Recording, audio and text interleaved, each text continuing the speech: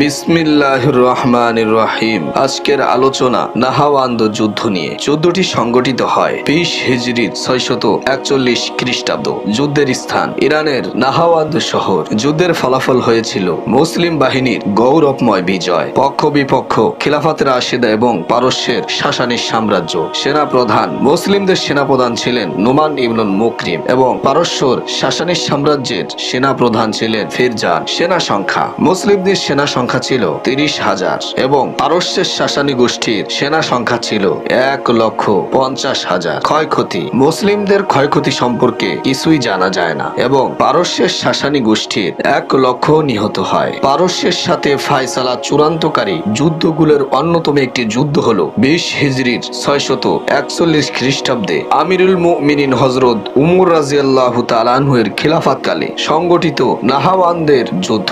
তবে কারো মতে 19 হিজরিতে পারস্যের নাহাওয়ান্দ শহরে এ যুদ্ধটি সংগঠিত হয়। সেনাপতি হযরত নোমান ইবনে মুকরিমের নেতৃত্বে এ যুদ্ধটি মুসলমানেরা পারস্যের সাসানী সেনাদের বিরুদ্ধে মর্যাদার বিজয় তুলে নেয়। এ যুদ্ধের সেনাপতি নোমান ইবনে মুকরিম শহীদ হয়ে যান। তবে এ জয় ইরানে বিগত 416 বছর ধরে রাজত্ব করা সাসানী সাম্রাজ্যের সমাপ্তি রেখা টেনে দেয়। কাদিসিয়ার ময়দানে মুসলমানদের কাছে পারস্য বাহিনীর শোচনীয় পরাজয় বরণ করার পর সম্রাট ইয়াজদাজার আল বাব সিন্ধু এবং হেলদোয়ান শহরবাসীর কাছে একটি চিঠি লিখে পাঠায়। সেখানে সে তাদের পরস্পরে একত্র হয়ে সেনাবাহিনী গঠন করতে মুসলমানদের উপর ঘোরতর আক্রমণের নির্দেশ দেয়। সম্রাটের আদেশ মতো তারা সেনা সংগ্রহ করে নাহাওয়ান্দ শহরের কাছে একত্র হয়। সেনাপতি হযরত সাদ ইবনে আবু ওয়াক্কাস রাদিয়াল্লাহু তাআলা আনহু আমিরুল মুমিনের কাছে দূত পাঠালেন। বললেন, পারসিকেরা 1.5 লাখ সেনা একত্র করেছে। আমরা দ্রুত প্রস্তুত হবার আগে তারা আমাদের কাছে এলে তাদের শক্তি ও সাহস আরো বেড়ে যাবে। আর যদি আমরা এগিয়ে যাই তাহলে আমাদের বর্তমান অবস্থা হলো এই। উমর রাদিয়াল্লাহু তাআলা আনহু মুহাম্মদ ইবনে সালামাকে পাঠালেন তাদের কাছে। বললেন, লোকেরা পারস্য বাহিনীর মোকাবেলায় প্রস্তুত হচ্ছে, চিন্তার কোনো কারণ নেই। কিন্তু সাদ রাদিয়াল্লাহু তাআলা আনহুর মনে হলো বিষয়টা তিনি পুরোপুরি বুঝতে পারেননি। তাই কুফা ছেড়ে তৎক্ষণাৎ তিনি মদিনায় গেলেন। সরাসরি খলিফাতুল মুসলিমের সাথে পরিস্থিতির ভয়াবহতা নিয়ে আলোচনা করলেন। সাদ ইবনে আবু ওয়াক্কাস রাদিয়াল্লাহু তাআলা আনহু এর কথা শুনে উমর রাদিয়াল্লাহু তাআলা আনহু সমস্ত মুসলমানকে মদিনায় একত্র করে তাদের সামনে পরিস্থিতির দাবি ও নাজুকতার কথা তুলে ধরলেন এবং আমাদের পক্ষের করণীয় কি হতে পারে সেই ব্যাপারে সকলের কাছে পরামর্শ কামনা করলেন। তারা বলল, আপনি মদিনায় থাকুন, কুফাবাসীদের কাছে একটি চিঠি লিখুন যেন সেখানকার 2/3 লোক মুসলিম বাহিনীর সহযোগিতায় বের হয়। চিঠি লিখুন বসরাতেও যেন তারা সকলেই পারস্যের মোকাবেলায় ইসলামের বাহিনীতে যোগ দেয়। উমর বললেন, কালকের এই গুরু দায়িত্ব অর্পণ করতে পারি এমন কারো নাম প্রস্তাব করুন। লোকেরা বলল, আপনি সেটা ভালো বুঝবেন, আপনার ক্ষমতা ও এক ক্ষেত্রে বেশি। উমর রাদিয়াল্লাহু তাআলা বললেন, শপথ আল্লাহর, এমন একজনকে আমি আগামীকালের যুদ্ধের দায়িত্ব দিতে চাই। শত্রুপক্ষের মোকাবেলাতে প্রথম কামড় সে স্বয়ং বসাবে। বরাবর সবার চোখে কৌতূহল দেখা দিল, সে ব্যক্তিকে। উমর রাদিয়াল্লাহু তাআলা বললেন, সে হলো নোমান ইবনে মুকরিন আল মুজানি রাদিয়াল্লাহু তাআলা আনহু। নাম শুনে সকলেই তার যোগ্যতার সমস্যারে স্বীকার করে নিল। খলিফাতুল মুসলিমিন মসজিদে প্রবেশ করলেন। দেখলেন নোমান ইবনে মুকরিন রাদিয়াল্লাহু তাআলা আনহু নামাজ পড়ছেন। নামাজ শেষ হতেই উমর রাদিয়াল্লাহু তাআলা আনহু বললেন, আমি আপনাকে একটি কাজ দিতে চাই। তিনি বললেন, যদি কর আদায়ের দায়িত্ব হয় তাহলে আমোদ জানাচ্ছি, আর যদি জিহাদ ফি সাবিলিল্লাহর দায়িত্ব হয় তবে সাত সন্দেহে রাজি আছি। এরপর মদিনার একদল সেনা নিয়ে রাসূলের একজন সাহাবীকে সাথে করে 20 হিজরির শেষ সময়টাতেই নোমান রাদিয়াল্লাহু তাআলা আনহু শহর ছাড়লেন। পারস্য সেনারা মুসলমানদের জন্য অগ্রিম ফাঁদ বুনলো। নাহাওয়ান্দ শহরের চারপাশের বালু কমায় প্রান্তরে ছড়িয়ে দিল শত শত লোহার প্যারাক। গোয়েন্দা মারফতে সে খবর জানলেন মুসলিম সেনাপতি নোমান ইবনে মুকরিন রাদিয়াল্লাহু তাআলা আনহু লোক পাঠালেন শহরের পাশে সতী প্যারাক ছিটানো কিনা। সেনারা কিছুক্ষণ পাইচারি করলো কিন্তু কিছুই খুঁজে পেল না। হঠাৎ একজন তার ঘোড়াকে তাড়া দিয়ে ঘোড়াটির পায়ে কিছু একটা বিদ্ধ হয়েছে বলে মনে হলো। ঘোড়াটি কিছুতেই জায়গা থেকে নড়ছিল না। উপরে থাকা সেনা নিচে নেমে ঘোড়াটির সামনের পা দুটো তুলে দেখলো তাতে প্যারাক ফুটে আছে। দ্রুত সে সেনাপতির কাছে এসে খবরটি জানালো। সেনাপতি অন্যান্য গণ্যমান্যের সাথে পরামর্শ করলেন কি করা যায়। তারা বললেন, আমরা আপাতত এখান থেকে সরে যাই, যাতে তারা মনে করে আমরা পালিয়েছি, তাহলে অবশ্যই তারা আমাদের তালাশে বেরিয়ে আসবে। সেনাপতি তাদের পরামর্শ মানলেন। তৎক্ষণাৎ সে এলাকা ছেড়ে কিছু দূরে গিয়ে লুকিয়ে পড়লেন। পারস্য বাহিনী তাদেরকে না দেখে শহরের আশপাশ ঝাড়ু দিয়ে প্যারাক গুলো তুলে নিল। এরপর দলে দলে নেমে এলো মুসলিম বাহিনীর খোঁজে। এ সময় সেনাপতি নোমান তার বাহিনী নিয়ে তাদের সামনে বের হয়ে এলেন। ময়দানে এসে তিনি সেনাদের বিন্যাস করলেন, অস্ত্র ও ঘোড়াগুলোকে প্রস্তুত করলেন। সামনে অগ্রবর্তী বাহিনীর প্রধান করলেন নুয়াইম ইবনে মুকরিনকে, দুই বাহুতে রাখলেন হুযাইফা ইবনে ইয়ামান এবং সুয়াইদ ইবনে মুকরিনকে। কেন্দ্রীয় অংশের দায়িত্ব দিলেন কাকা ইবনে আমরকে, পিছনের অংশের সেনাপতি করলেন মুসাজি ইবনে মাসুদকে। ওদিকে পারস্যের 1.5 লাখ সেনা জমা হলো ফেরজানের নেতৃত্বে। বিপুল সেনার এই বিরাট বাহিনীর দুই বাহুতে নেতা হিসেবে দাঁড়ালো জারদাক এবং বাহমান জাদুয়া। সেনাপতি নুমান ইবনে মুকরিনের নেতৃত্বে নাহাওয়ান্দের পাশে জড়ো হয়েছে মুসলিম সেনাবাহিনী। ও পাশে দাঁড়ানো ফিরজান ও তার অনুগত পারস্য সেনাদল। পিন্দার নামে এক পারসিক সেনাপতি মুসলিম বাহিনীতে এসে বলে, আমাদের কাছে একজন লোক পাঠান, আমরা তার সাথে কিছু কথা বলবো। এরপর সেনাপতি নির্দেশ দূত হয়ে গেলেন রাসূলের অন্যতম কৌশলী সাহাবী হযরত মুগিরা ইবনে শুবা রাদিয়াল্লাহু তাআলা আনহু। লম্বা চুলগুলো ছেড়ে রাখলেন, চেহারায় ধরে রাখলেন স্বভাব সুলভ গাম্ভীর্য। তিনি পারস্য বাহিনীতে পৌঁছালে পিন্দার অন্যদের সাথে পরামর্শ করলো তাকে কিভাবে স্বাগত জানানো যায়, আমাদের সাম্রাজ্যের অভিজাত শৌর্য ও গৌরবের ঝলক দেখিয়ে যাতে তাদের ভিতরে আমাদের ভয় ঢুকে যায়, নাকি সাদাসিধে অনাড়ম্বর ভাবে আহ্বান জানাবো। এতটা মিতব্যয়ী ও সংযমী হব যে তারা আমাদের রাজ্যের প্রতি আগ্রহ হারিয়ে ফেলবে। পিন্দারের সহযোগীরা পরামর্শ দিল, বরং আপনি আমাদের বিপুল সেনাশ্বর্য, অভিজাত এবং বিরাট প্রস্তুতির নমুনা দেখিয়ে তাকে ভোগড়ে দিন।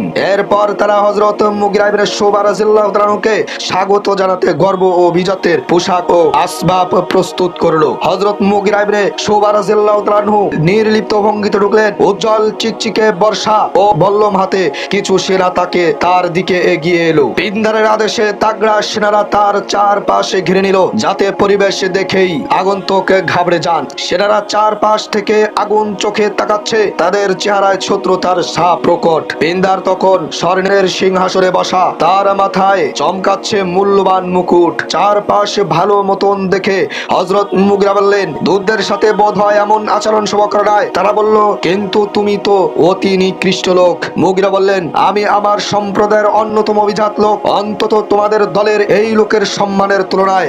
এই বলে তিনি পিন্দারের দিকে ইঙ্গিত করলেন। উপস্থিত সেনারা চটে গেল। ধমকের স্বরে মুগিরা ইবনে শুবা বলল, এসো, বসো এখানে। তিনি বসলেন। পিন্দার কথা বলতে শুরু করলো। পাশ থেকে দুবাসী কেউ তা সাহাবী মুগিরার জন্য অনুবাদ করে দিচ্ছিল। সে বলল, তোমরা আরবরা পৃথিবীর অন্যতম কল্যাণৃত জাতি, ক্ষুধার্ত, দরিদ্র, পীড়িত, নিকৃষ্ট, চূড়ান্ত, অপরিচ্ছন্ন এবং অসামাজিক সম্প্রদায়। আমি আমার চারপাশের সেনাদের তীর বল্লম ছুটে বলছি না কেন, কেবল এজন্য যে তোমাদের লাশগুলো আমরা অপবিত্র ভাবি, কারণ তোমরা হলে পরিত্যক্ত বজ্র।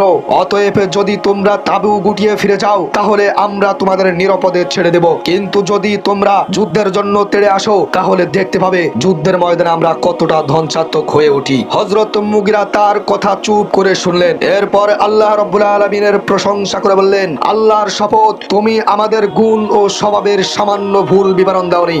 আমরা সত্যি পৃথিবীর অন্যতম কল্যাণৃত, ক্ষুধার্ত, দরিদ্র, পীড়িত, নিকৃষ্ট, অসামাজিক এবং চূড়ান্ত অপরিচ্ছন্ন সম্প্রদায় ছিলাম। কিন্তু এরপর আল্লাহ আমাদের মাঝে তার রাসূল প্রেরণ করলেন। তিনি আমাদেরকে পার্থিব বিজয় ও পরকালীন জান্নাতের প্রতিশ্রুতি দিলেন। খোদার কসম, রাসূল সাল্লাল্লাহু আলাইহি ওয়াসাল্লাম আমাদের মাঝে আগমনের পর থেকে আল্লাহর কাছে আমরাই কেবল বিজয়ের প্রত্যাশা করছি। এই তোমাদের ভূমিতে কদম ফেলা পর্যন্ত তাকে আমরা বিজয়দাতা হিসাবেই চিনেছি, এবং তার কসম করে বলছি, আমরা সেই পুরনো দুর্ভাগ্য পুনরায় বরণ করে নেব না, যতক্ষণ হয় তোমাদের এই সম্পদ ও গৌরবের উপর তোমাদের পরাস্ত করছি, না হয় তোমাদের ভূমিতে আমাদের শির কাটা পড়ছে। তবে এই যে তোমরা অভিজাতের পোশাক ও গর্বের আসবাবপত্র, আমার পিছনের সেনারা সেগুলো না নিয়ে ফিরবে বলে মনে হয় না। হযরত মুগিরা রাদিয়াল্লাহু তাআলা আনহু বললেন, আমার মনে হলো যদি গায়ের কাপড় মুঠ করে আমি এক গাধাটার সিংহাসনে চড়ে বসি, তাহলে হয়তো সে এটাকে অশুভ মনে করবে। আমি তাকে খানিক উদ্দাস দেখে আমি সেই কাজটি করলাম, লাফিয়ে সিংহাসনে তার পাশে বসলাম। পিন্দার চেঁচিয়ে উঠলে বলল, ধরো একে। সেনারা আমাকে ধরে মাটিতে ফেলে পা দ্বারা আঘাত করলো। আমি বললাম, দূতদের সাথে এই তবে তোমাদের আচরণ, আমরা কখনোই এমন দুর্ব্যবহার করি না। তোমাদের দূতের সাথেও আমরা এমন কিছুই করিনি। তোমরা তাকে জিজ্ঞেস করে দেখতে পারো। পিন্দার বুঝতে পারো আমি তার সেনাদের মনস্তাত্ত্বিক আঘাত করেছি,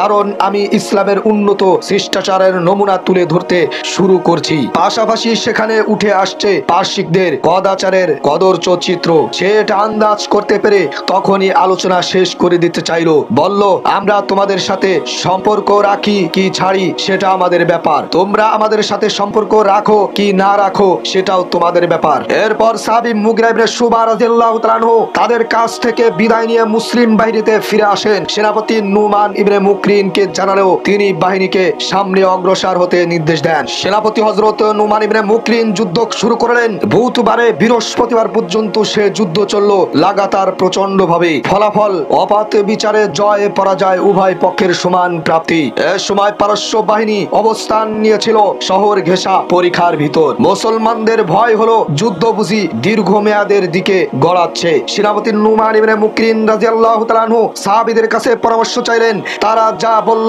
সেনাপতির কেন জানি তা পছন্দ হলো না। এরপর কথা বলল তুলাইহা নামী একজন লোকের সাথে। সে বলল প্রশিক্ষিত ঘোড়া কিছু পাঠানো হোক শত্রুদের কাছে, এতে তারা মাথা তুলে তাকাবে এবং রাগান্বিত হয়ে তীর ছুটতে শুরু করবে। আমাদের সেনারা তাদেরকে রাগিয়ে তুলবে, ক্রমাগত উস্কে দেবে যাতে তারা পরিখার গর্ত থেকে বের হয়ে আসে।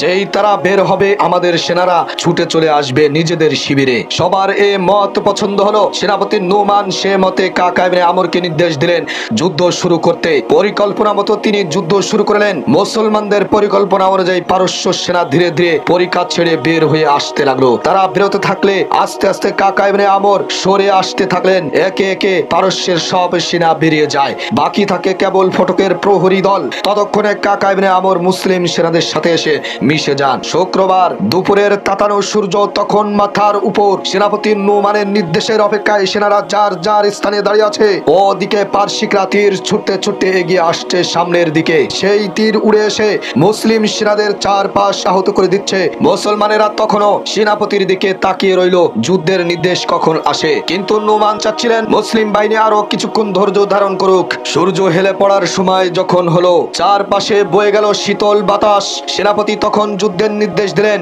এ বিলম্ব কেবল রাসূল সাল্লাল্লাহু আলাইহি ওয়াসাল্লামের সুন্নাত অনুসরণের সাথে। তিনি যুদ্ধের জন্য এই সময়টা পছন্দ করতেন। সেনাপতি নুমান এবার ঘোড়ায় চড়ে বসলেন। মুসলিম সেনাদের যুদ্ধের উৎসাহ যোগালেন এবং বললেন আমি শহীদ হয়ে গেলে সেনাপতির দায়িত্ব নেবে হুযায়ফা, সে শহীদ হয়ে গেলে অমুক নেবে।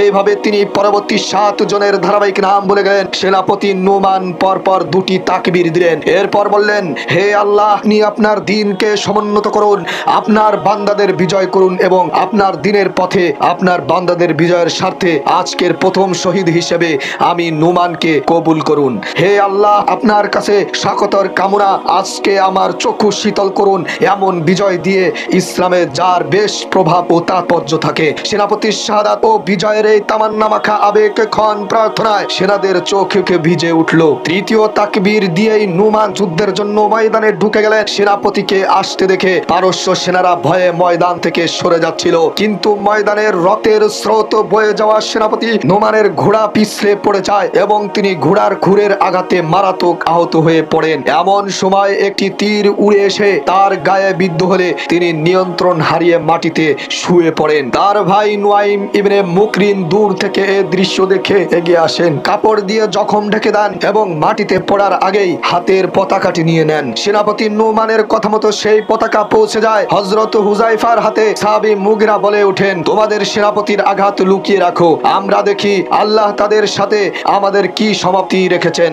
আহত সেনাপতিকে দেখে সাধারণ সেনাদের মনোবল ভেঙে যেতে পারে। সেনাপতি নুমান ইবনে মুকরিন ঘোড়া পিছলে পড়ে যাবার পর হযরত মাকিল ইবনে ইয়াসার একটু পানি নিয়ে তার দিকে এগিয়ে আসেন। পানিটুকু দিয়ে তার চেহারা মাটি ধুয়ে মুছে দেন। সেনাপতি জিজ্ঞেস করলেন তুমি কে? তিনি বললেন আমি মাকিল ইবনে ইয়াসার। নুমান বললেন সেনাদের অবস্থা কি? তিনি বললেন আল্লাহ তাদের বিজয় করেছেন। বিজয়ের সংবাদ শুনে নুমান শুকরিয়া আদায় করলেন এবং বললেন আলহামদুলিল্লাহ, বিজয়ের এই সংবাদ লিখে ওমরের কাছে পত্র পাঠিয়ে দাও। এ কথা বলেই তিনি মৃত্যুর কোলে ঢলে পড়েন। রাতের আধার নেমে এলে পরাজিত পারসিক বাহিনী পালাতে শুরু করে। অন্ধকারে পথ না পেয়ে অনাকাঙ্ক্ষিত ভাবে অনেকে এক সরু উপত্যকায় ঢুকে আটকে যায়। প্রথমে একজন ঢুকে পড়ে, এরপর ঢুকে একসাথে 6 জন।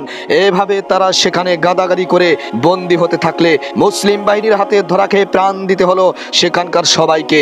এ যুদ্ধে পারসিকদের 1 লাখেরও বেশি সেনা নিহত হয়। কেবল রাতের আধারে খানা খন্দকে সরু উপত্যকায় আটকে মারা যায় প্রায় 80,000 সেনা। পারস্যের অন্যতম সেনাপতি বাহমান জাদুয়া মারা পড়ে, কিন্তু ফিরজান পালিয়ে যায়। কাকা ইবনে আমর রাদিয়াল্লাহু তাআলা আনহু তার পলায়নের খবর পেয়ে নুয়াইম ইবনে মুকরিনকে নিয়ে তাকে ধাওয়া করেন। শেষে আরা গিরিপথে কিসরার প্রাসাদের দিকে যাওয়া গাধা খচ্চরে মধুবাহী এক কাফেলায় তাকে পাওয়া যায়। উপায় না পেয়ে সে কাফেলা ছেড়ে পাহাড়ের উপর দিকে উঠতে থাকে। হযরত কাকা ইবনে আমর রাদিয়াল্লাহু তাআলা আনহু পায়ে হেঁটে পাহাড় বেয়ে উপরে গিয়ে তাকে ধরেন এবং সেখানেই তাকে হত্যা করে ফেলেন। সেনাপতির মৃত্যুতে মুসলমানদের হৃদয় শোকে ছেয়ে যায়। যুদ্ধ শেষে তারা নতুন সেনাপ্রধান হযরত হুযায়ফা রাদিয়াল্লাহু তাআলা আনহু এর হাতে বায়াত গ্রহণ করেন এবং 20 হিজরির শুরুর দিকে 600